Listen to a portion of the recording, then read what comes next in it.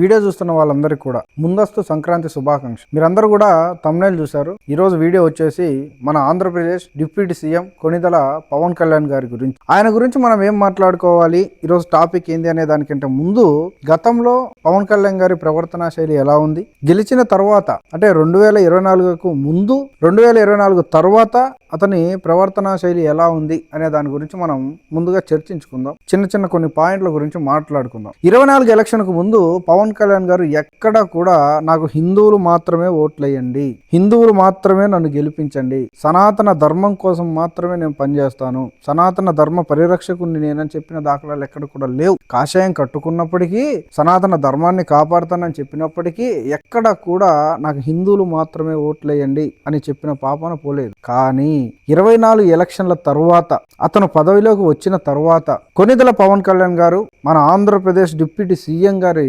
ప్రవర్తనా శైలి, అతని నడవడిక ఎలా ఉందంటే వన్ సైడెడ్ గా ఉంది. కేవలం సనాతన ధర్మాన్ని తన భుజాలపైన పెట్టుకొని, సనాతన ధర్మాన్ని నెత్తిన పెట్టుకొని ఒకే ధర్మం కోసం, ఒకే మతం కోసం పనిచేస్తున్న ప్రవర్తన ఆంధ్రప్రదేశ్ ప్రజలందరూ కూడా గమనిస్తారు. ఓట్లేసినప్పుడు ఎక్కడ కూడా హిందువులు మాత్రమే నాకు ఓట్లేయండి అని అయితే ఎలా చెప్పలేదో, అతనికి ఓట్లేసిన ప్రజలలో కేవలం హిందువులు మాత్రమే లేరు. క్రైస్తవులు వేశారు, ముస్లింలు వేశారు, అట్లానే హిందువులు కూడా అతనికి ఓట్లు వేశారు. అందరూ ఓట్లు వేయబట్టే ఈ రోజు పవన్ కళ్యాణ్ గారు గెలిచి ఆంధ్రప్రదేశ్ కి డిప్యూటీ సీఎం పదవిలో ఉన్నాడు. ఇదంతా పవన్ కళ్యాణ్ గారు మర్చిపోయారా? దీన్ని అతని మైండ్ లో నుంచి డిలీట్ చేసుకొని కేవలం సనాతన ధర్మం అనేటువంటి మతం మత్తులో పడి, మతం అనేటువంటి మలాన్ని మైండ్ లో పెట్టుకొని ఆంధ్రప్రదేశ్ డిప్యూటీ సీఎం గా ఉండి ఒక వర్గానికి, ఒక మతానికి, ఒక కులానికి, ఒక ధర్మానికి మాత్రమే కట్టు బానిసగా మారటం అనేది అసలు ఎంతవరకు కరెక్ట్? ఇది సెక్యులర్ గా పనిచేస్తున్నటువంటి నాయకుడేనా ఇతను?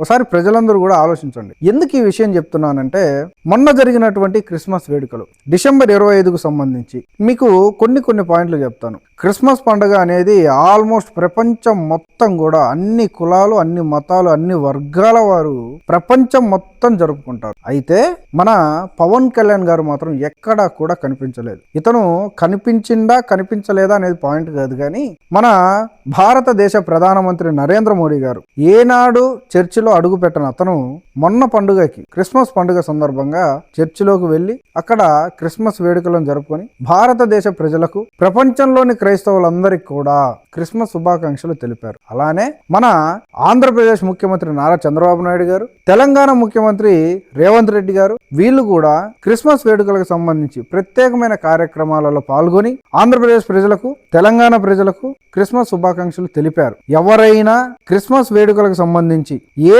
కార్యక్రమంలో పాల్గొనలేదు, క్రిస్మస్ వేడుకలకు సంబంధించి ఎక్కడ చర్చిలో కూడా పాల్గొనలేదు అనేటువంటి ఒక ప్రజా నాయకుడు, ప్రజలను ఏలుతున్నటువంటి నాయకుడు ఎవరైనా ఉన్నారంటే అది కేవలం ఆంధ్రప్రదేశ్ డిప్యూటీ సీఎం కొణిదెల పవన్ కళ్యాణ్ గారు మాత్రమే. ఇతనికి సనాతన ధర్మం, హిందూయిజం అనేది మైండ్ లో ఉండి సనాతన ధర్మాన్ని తన భుజాలపైన పెట్టుకొని వన్ సైడెడ్ గా ప్రవర్తించడం కరెక్టేనా?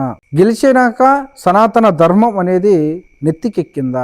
గెలవక ముందేమో అందరు ఓట్లు కావాలా? అయితే ఇప్పుడే ఈ టాపిక్ ఎందుకు మాట్లాడుతున్నాను, క్రిస్మస్ అయిపోయి దాదాపు దగ్గర 20 రోజులు అవుతున్న తర్వాత ఎందుకని ఈ టాపిక్ మాట్లాడుతున్నాను అంటే, త్వరలో సంక్రాంతి వస్తుంది.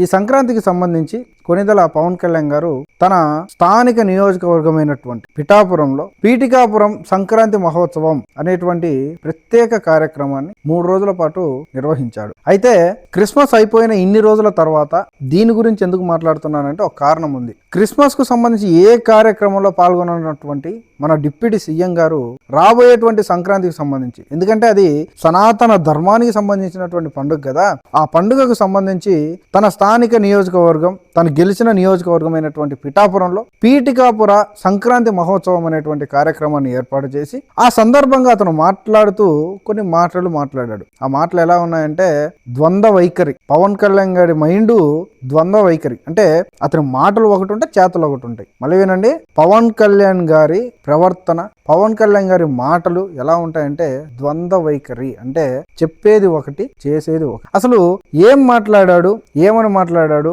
దాని గురించి మనం ఎందుకు మాట్లాడుకోవాలి అనే విషయానికి వస్తే ఒకసారి వినండి ఆయన గారు ఏం మాట్లాడాడని. సంక్రాంతికి నాకేమనిపించిందంటే పీఠికాపురం పర్మనెంట్ గా ఒక సంక్రాంతి ఉత్సవాలకి పండగ కావాలి.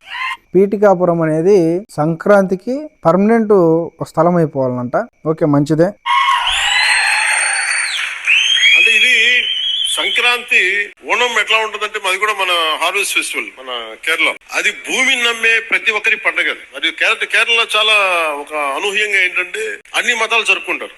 సో నా మనసులో కూడా మన సంక్రాంతి అన్ని మతాలు జరుపుకోవాలి. అది ప్రకృతి. అవునా?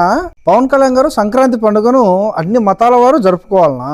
ఎలా అంటే మీరు క్రిస్మస్ పండుగకు క్రిస్మస్ సెలబ్రేషన్స్ కు అటెండ్ కాలేదు కదా, అలానా? లేదంటే క్రైస్తవులకు సంబంధించినటువంటి పండుగలకు ముస్లింలకు సంబంధించినటువంటి పండుగలకు మీరు దూరంగా ఉంటారు కదా, అలానా? ఎలా? అందరు కలిసి జరుపుకోవాలంటే ఎలా? మీరు దూరంగా ఉన్నట్లా? లేదంటే అది వేరా? మనం పాటించం.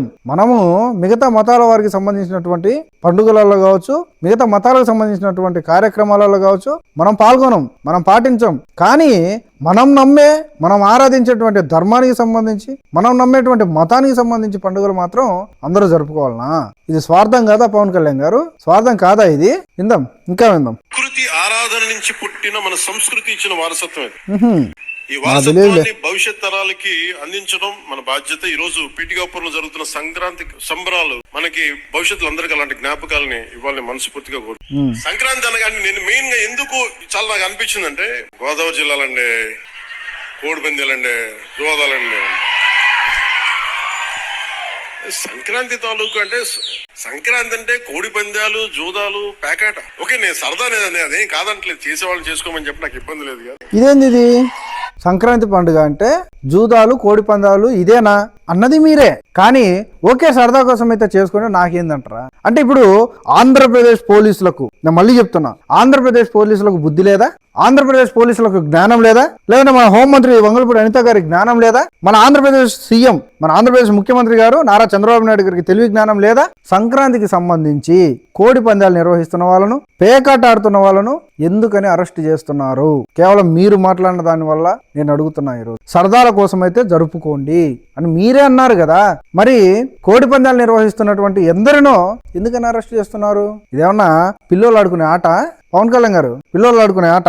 మీరున్నటువంటి స్థానానికి, మీరు మాట్లాడేటువంటి మాటలకు ఎంత దిగజారిపోతున్నారు అనేది ఆలోచించండి. ఇటువంటి మాటలు మీరు మాట్లాడడం కరెక్టేనా? మీ స్థాయికి తగిన మాటలేనా ఇవి? సరదాల కోసం అయితే కోడి పందాలు, జూదం అనేది నడిపించుకోండి అంటే రేపు సందుకోకోడు గొంతుకోకోడు కోడి పందాలు నిర్వహిస్తాడు, చూస్తుంటారా? లేదంటే మీ జనసేన జెండాను పక్కన కట్టుకుని ఏమన్నా నడిపించుకుంటే సైలెంట్ గా చూస్తుంటారా? వీళ్ళు ఎందుకు అరుస్తారు? వీళ్ళు జెండా కూలీలు, వీళ్ళు ఎందుకు అరుస్తారు కూడా తెలియదు. ఆయన ఏం మాట్లాడుతున్నా కూడా ఆలోచించాడు. ఇంట్లో ఉంటే, నేను హైదరాబాద్ ఉంటే ఇప్పుడు 10 years బ్యాక్ సంస్కృతిని, దేశాన్ని వైపౌట్ చేయాలంటే ముందు వాళ్ళ సంస్కృతిని చంపేడు. సో ఇది సంస్కృతి మూలాల్ని పరిరక్షించడానికి, మర్చిపోకూడదని చెప్పడానికే ఈ వేడుక ఈ రోజున పీఠిక. ఇది మొత్తం రాష్ట్రంలో ప్రతి నియోజకవర్గంలో ఇది అవ్వాలి. ఇది గోదావరి ఏదవ్వాలి పవన్ కళ్యాణ్ గారు? మీరు చెప్పినట్టుగా కోడి పందాలు జూదం అవ్వాలనా? లేదంటే సంక్రాంతి పండుగ అవ్వాలనా? సంక్రాంతి పండుగ అనేది ప్రతి జిల్లాలో, ప్రతి నియోజకవర్గంలో, ప్రతి మండలంలో, ప్రతి గ్రామంలో సందున సంక్రాంతి పండుగ జరుపుకుంటారు. స్పెషల్ గా మీరు చెప్పినట్టు జరుపుకోవాలంటే ఏం జరుపుకోవాలి? కోడి పందాల, పేకాట, ఏది జరుపుకోవాలి? మీరు పదం ఉంది కదా, నాకు నోరు ఉంది కదా, నేను స్టేజ్ మీద మాట్లాడుతున్నా కదా, ఎదురుగున్న గొర్రెలు వింటున్నారు కదా, జెండా కూలీలు కదా అనేసి మీ ఇష్టానుసారంగా మీరు మాట్లాడితే మిమ్మల్ని ఇన్స్పిరేషన్ గా తీసుకొని మీరు మాట్లాడిన మాటలను సక్సెస్ఫుల్ గా జరిగించేటోళ్ళు ఎందరో ఉంటారు. రేపు ఎవడో మీ మాటలకు ఇన్స్పైర్ అయ్యి కోడి పందాలు సరదాల కోసం పెట్టామంటే మరి వాడిని అరెస్ట్ చేయకుండా చూస్తూనే ఉంటారా? సమాధానం చెప్పాలి పవన్ కళ్యాణ్ గారు. వినండి, ఇంకా వినండి. సంక్రాంతి కోడి పందాలు ₹1 చేతులు మారుతాయి అనే మాట పోవాలి. సంక్రాంతి భోగి మంటల్లో కలిపి ఎట్లా పోతాయి? మీరు ఇట్లా మాట్లాడితే ఎట్లా పోతాయి? చేసుకుంటారో ఏం చేసుకుంటారో వేరే, కానీ అది మట్టుకు మళ్ళీ ఇదేంది? అసలు మాటలు వింటాం కూడా దరిద్రం. మళ్ళీ ఇదేంది పవన్ కళ్యాణ్ గారు? ఇప్పుడు మీరు అన్నది ఏంది? గతం నుంచి జరుగుతున్నటువంటి, అంటే కోడి పందాలు, గోదావరిలో కోడి పందాలు అంటే ₹1 చేతులు మారుతాయి అనేటువంటి ఈ ఆలోచన, ఈ ఆచారం అనేది పోవాలన్నది మీరే కదా. కానీ ఇంతలోనే మళ్ళీ సరే సరదాల కోసం అయితే నడిపించుకుంటా అనేది ఏంది? అంటే మీరు మారమని చెప్తున్నారా, చెడిపోమని చెప్తున్నారు? ఒక క్లారిటీగా చెప్పండి పవన్ కళ్యాణ్ గారు. ఆంధ్రప్రదేశ్ ప్రజలను, ఆంధ్రప్రదేశ్ యువతను మారండి, బాగుపడండి అని చెప్తున్నారా, లేకపోతే చెడిపోండి, ఇట్లా ఉండండి అని చెప్తున్నారా? ఒక క్లారిటీ, ఒకటే దారిలో మాట్లాడండి. మీ రాజకీయ విన్యాసాలు మీరు చేస్తున్నట్టుగా, అక్కడొక మాట ఇక్కడొక మాట మాట్లాడుతున్నట్టుగా, అన్ని కూడా రెండు మాటలు మాట్లాడుతున్నట్టుగా కాకుండా ప్రజలను గైడ్ చేసేటప్పుడు, మీరు స్పీచ్ ఇచ్చేటప్పుడు మీ దగ్గర ఉన్నటువంటి ప్రజలు కావచ్చు, సోషల్ మీడియాలు కావచ్చు, మెయిన్ స్ట్రీమ్ మీడియాలు కావచ్చు, మీ మాటలను ఇన్స్పైర్ అయ్యి మీరు చెప్పింది చేసేటువంటి అమాయక ప్రజలు ఎందరో ఉంటారు. అటువంటి వారి ఆ జీవితాన్ని మీరు రాజకీయం కోసం వాడుకోవద్దు. మీరు సరదాల కోసం జరిగించుకోవాలంటే ప్రతి నియోజకవర్గంలో, ప్రతి మండలంలో, ప్రతి గ్రామంలో, ప్రతి పంచాయతీలో వాళ్ళు ఇలా కోడి పందాలు పెట్టి మమ్మల్ని సరదాల కోసం అయితే పవన్ కళ్యాణ్ గారు జరిగించుకోమన్నారని చెప్పి మీ పేరు చెప్తే మీ సిగ్గు ఉంటుందా అసలు? మీ పరువు ఉంటుందా అసలు? లేకుంటే ఆ పరువుకు ఆ సిగ్గుకు జనసేన కండు ఏమన్నా కప్పుకుంటారా? చెప్పండి.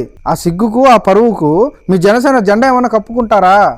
కానీ బలైపోయేది ప్రజలు కదా. ఇక్కడ మొత్తం మీద మీరు మార్చుకోవాల్సినటువంటి విధానం ఏంటంటే, మీరు గెలిచింది పవన్ కళ్యాణ్ గారు కేవలం హిందువులు ఓట్లేస్తే గెలిచలేదు. కేవలం సనాతన ధర్మాన్ని నమ్మేటోళ్ళు, సనాతన ధర్మాన్ని ఆచరించేటోళ్ళు, సనాతన ధర్మం బతకాలి అనేటోళ్ళు ఓట్లేస్తే మీరు గెలవలేదు. అన్ని మతాల వారు, క్రైస్తవులు, ముస్లింలు, హిందువులు అందరూ ఓట్లేస్తే మీరు గెలిచి ఈరోజు డిప్యూటీ సీఎం అనేటువంటి పదవిలో ఉండి ఆంధ్రప్రదేశ్ రాష్ట్ర ప్రజలను ఏలుతున్నారు. కానీ మీరు కట్టుకున్నటువంటి కాషాయానికి న్యాయం చేద్దాం, మీరు నమ్ముతున్నటువంటి ధర్మానికి న్యాయం చేద్దామని ఆంధ్రప్రదేశ్లో ఉన్నటువంటి హిందువులను మీకోసం మిమ్మల్ని వెంబడించేవారిగా నడిపించుకోవాలని మిగతా మతాల వారికి గిట్టనట్టుగా, మిగతా మతాల వారికి వారి ఆనందాలకి, వారి పండుగలకి దూరంగా ఉండటం ఇది సమంజసం కాదు. ఇది న్యూట్రల్ గా పనిచేసేటువంటి నాయకత్వం కాదు. కాబట్టి పవన్ కళ్యాణ్ గారు మీరు మారాలి. లేదా రాజకీయంలో మీరెన్ని ఎత్తుపై ఎత్తులు ఎత్తుతారో అంతకు రెండింతలుగా రాష్ట్ర ప్రజలు మీకు రాబోయేటువంటి ఎలక్షన్లో బుద్ధి చెప్తారు. కులం, మతం అనేటువంటి మలాన్ని సాధారణ ప్రజలు, కింది స్థాయి ప్రజలు వాళ్ళ మైండ్లో పెట్టుకుంటేనే 100 రకాల కేసులు పెట్టి వాళ్ళని లోపలేసి మారండి అని చెప్తుంటే, ఒక రాష్ట్రాన్ని ఏలుతూ రాష్ట్ర ప్రజలను ఏలుతున్నటువంటి మీరు మతం అనేటువంటి ఒక మలాన్ని మైండ్లో పెట్టుకుంటే రాష్ట్ర ప్రజలు ఏమవుతారు, రాష్ట్ర ప్రజల మధ్య ఉన్నటువంటి ఐక్యత ఏమవుతుందనేది మీ విజ్ఞతకే వదిలేస్తున్నాం. ఆలోచించండి. Thank you very much.